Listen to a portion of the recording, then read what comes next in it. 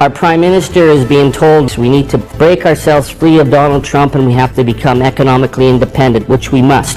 He's coming at us hard, and we have to make sure that we're ready. Because that's what gangster fascists do. So what we are doing.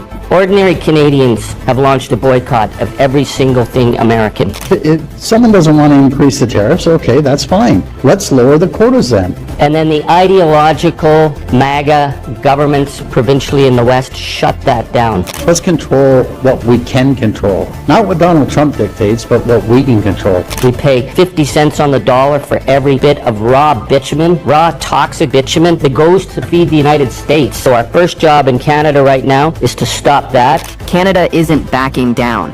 Trump tried to control them with threats, deals, and pressure. But something went wrong. Instead of folding, Canada fought back harder than anyone expected. From boycotts to bold policies, they're quietly bleeding the US economy. What started as a trade fight is now a full-blown rebellion, and America may have just pushed too far. So before starting this valuable analysis, please like and subscribe to our channel for daily and confirm updates.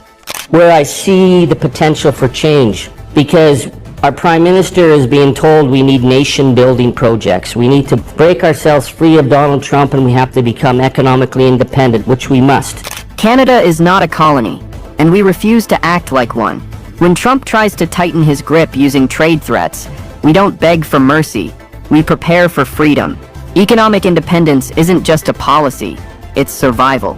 Trump's version of leadership is blackmail. Plain and simple, kneel or suffer. But Canada is choosing a third path, resist and rebuild. When a president of a foreign country believes he can control another nation's economy like a puppet on strings, it's time to cut those strings for good. Canadians are no longer interested in playing by Trump's rules. Instead of feeding off US scraps, we are now focused on self-reliance, regional strength, and long-term planning. Our people understand that independence comes at a price, but they're willing to pay it.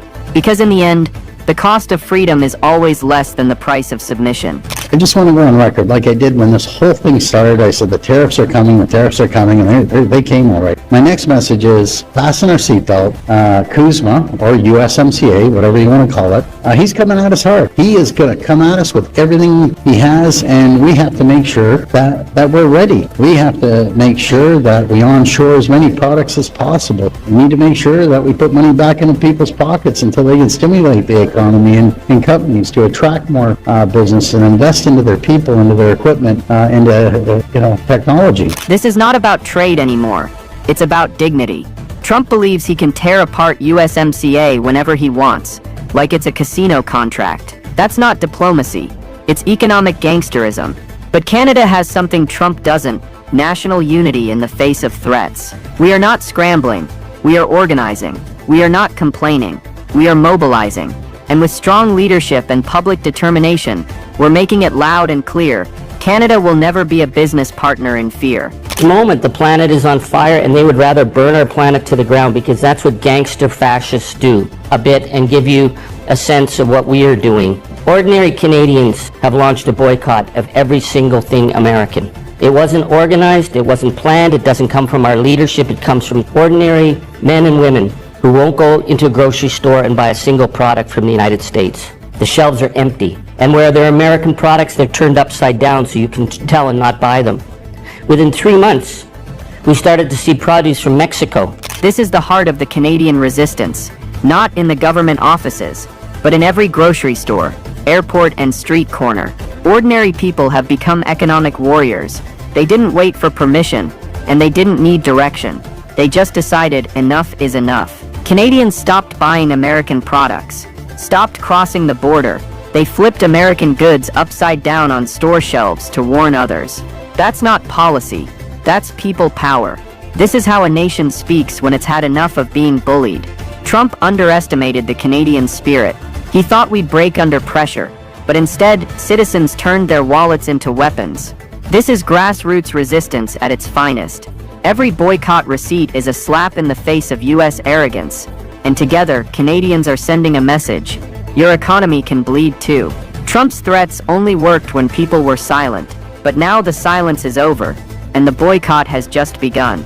Well, if someone doesn't want to increase the tariffs, okay, that's fine. Let's lower the quotas then. I don't want to get deep into the weeds and confuse the people, but let me simplify this. The quota was 60%. Anyone in the world could put a sticker on, get cheap steel from China and put a sticker of their country on, ship it in, and then anything over their 60% quota, which was the highest, they used 2024, then they get tariff. So we dropped it 10%. That's nothing. Let's drop it down to anything over 25%, they get tariff. So I'll tell you, domestically, the U.S. Uses 70 to 80% of their steel. The EU is anywhere 65 to 75%. Do you know where Canada is, folks? We're at 35%. So 65% of the steel that's coming into our country is coming in from foreign countries. We have a great steel sector across the country, and especially here in Ontario. This is the smart counterpunch. If Trump won't back off, we hit where it hurts: quotas.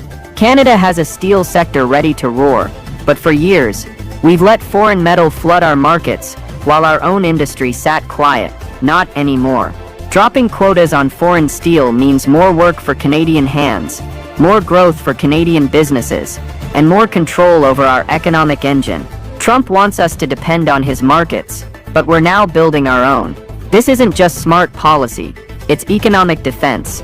Canada is learning how to hit back without crossing the line. We're not just talking retaliation, we're executing it with strategy.